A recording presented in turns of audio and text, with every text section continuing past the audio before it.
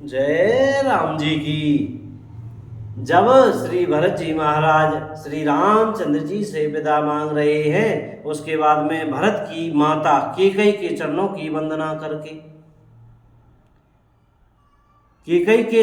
वंदना करके प्रभु श्री रामचंद्र जी ने पवित्र निश्चल प्रेम के साथ उनसे मिल बैठकर तथा उनके सारे संकोच और सोच को मिटाकर पालकी सजाकर उनको विदा किया। राम जी ने प्राण प्रिय पति श्री रामचंद्र जी के साथ पवित्र प्रेम करने वाली सीता जी नैयर के कुटुंबियों से तथा माता पिता से मिलकर लौट आईं। फिर प्रणाम करके सब सासुओं से गले लगकर मिली। उनके प्रेम का वर्णन करने के लिए कवि के हृदय में उल्लास उत्साह नहीं होता।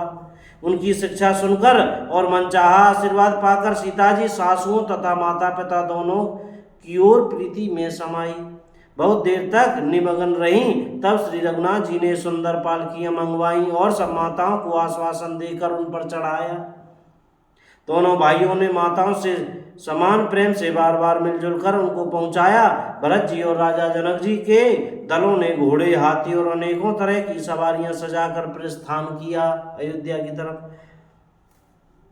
सीता जी एवं लक्ष्मण जी सहित श्री रामचंद्र जी को हृदय में रखकर सब लोग बेसुध हुए चले जा रहे हैं।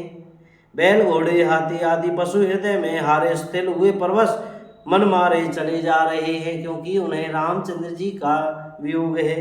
गुरु वशिष्ठ जी और गुरु पत्नी अरुंधति जी के चरणों की वंदना करके सीता जी और लक्ष्मण जी सहित प्रभु श्री रामचंद्र जी हर्ष और विषाद के साथ लौटकर पर्ण कुटी पर आए।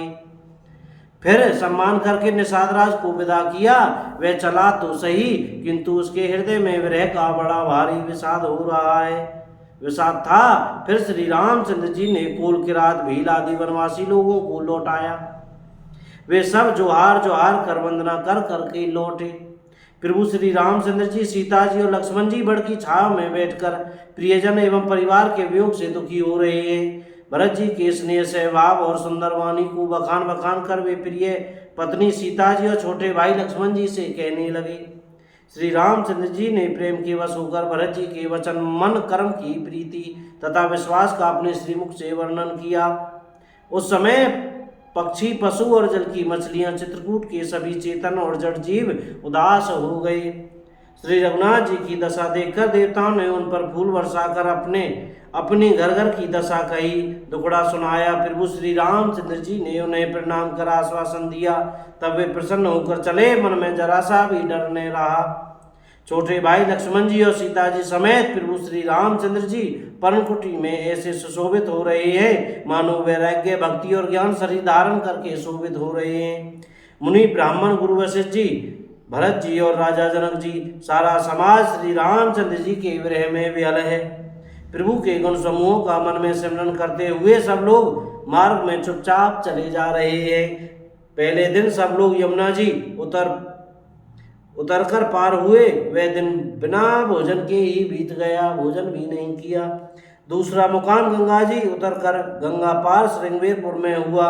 वहाँ राम सखा निषाद राज ने सब सुप्रबंध कर दिया था। बोलो जय सिया राम।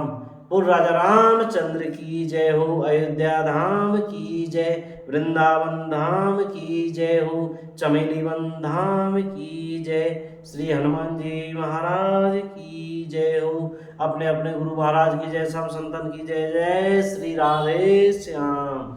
भैया यह संवाद श्री रामचरितमानस अयोध्या कांड चल रहा था। आज यहीं विराम करते हैं। कहने में, सुनने में, बोलने में, भैया पढ़ने में कोई गलती है हो तो कृपया क्षमा करते रहिएगा। और मुख से श्री सीताराम सीताराम, राधे श्याम बोलते रहिएगा भैया। जय राम जी की।